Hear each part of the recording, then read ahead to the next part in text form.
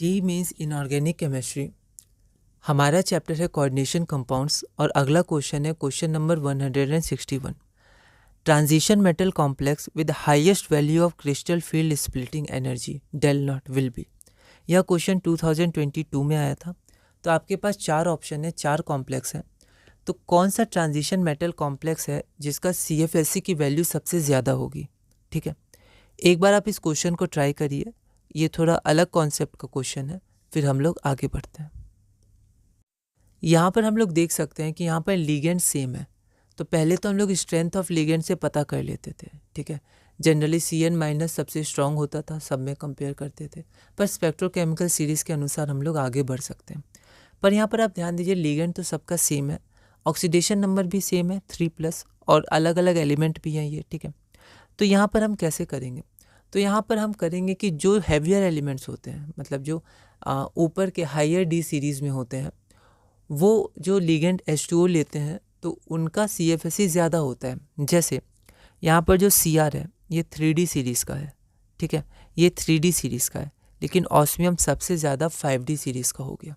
ठीक है, यहाँ देखिए, CFSE of octahedral complexes with water is greater for 5D series. तो जनरली जो हायर एलिमेंट्स होते हैं, यहाँ वाटर के केस में तो यहाँ वाटर है, तो वाटर के साथ जो हायर एलिमेंट्स होते हैं हायर सीरीज़ के 4D 5D, तो जैसे जैसे सीरीज़ बढ़ता है वैसे वैसे उनका CFSE भी बढ़ता है, क्योंकि यहाँ लिगेंड सेम है।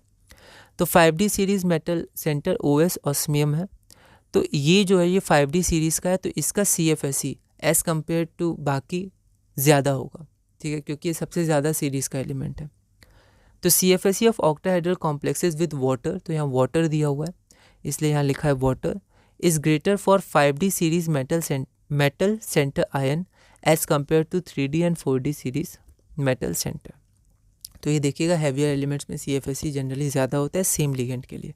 ठीक है, तो यहाँ वाटर का केस है, और भी आप ऐसे क्वेश्चंस बना सकते हैं जहाँ और भी लिगेंड्स होगा।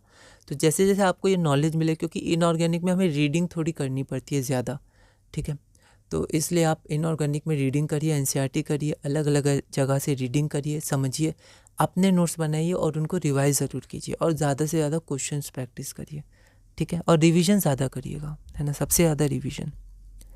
162 क्वेश्चन नंबर है, CFSE and magnetic moment of an octahedral complex aqua, मतलब एक्वा लिगेंड है उसमें, of MZ+ are -0.8 delta naught and 3.87 BM। ठीक है, तो एक हमारे पास ऑक्टाहेड्रल मेटल कॉम्प्लेक्स है, ये होमोलेप्टिक है। होमोलेप्टिक के क्वेश्चंस आए थे, ये 1-2 क्वेश्चन आया है जिसमें सेम लिगेंड्स होते हैं।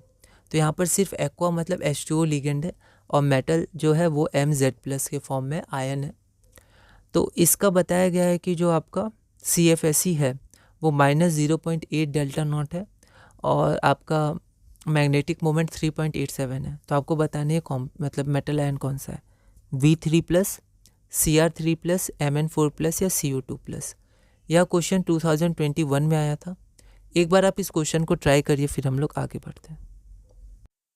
तो यहाँ पर म्यू क्या है, 3.87। तो यहाँ पर n=3, ऐसे हमने क्वेश्चंस बहुत किए थे, कॉन्सेप्ट को समझा था। तो नंबर ऑफ अनपेयर्ड इलेक्ट्रॉन्स 3 होंगे।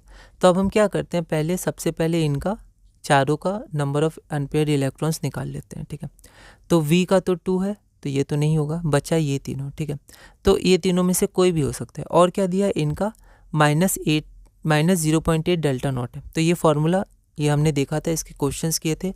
तो जब हम CFSE सबके लिए निकालेंगे तो पहले के लिए -0.8 आ जाएगा जो हमें चाहिए, पर n = 2 है, तो ये तो नहीं होगा, पहले ही हटा दिया था।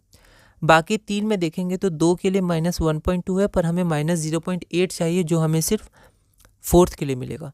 तो 4th के लिए दोनों कंडीशन सेटिस्फाई हुई और दोनों होनी चाहिए थी। तो CO2+, कोबाल्ट 2+ के लिए n=3 है जो हमें चाहिए, और साथ में CFSE -0.8 डेल्टा नॉट है जो भी हमें चाहिए। तो इसका आंसर आपका D हो जाएगा। ठीक है, तो इस वीडियो में हमने अपना क्वेश्चन नंबर 162 पूरा किया। अगली वीडियो में हम क्वेश्चन नंबर 163 करेंगे और इस टॉपिक में आगे बढ़ेंगे।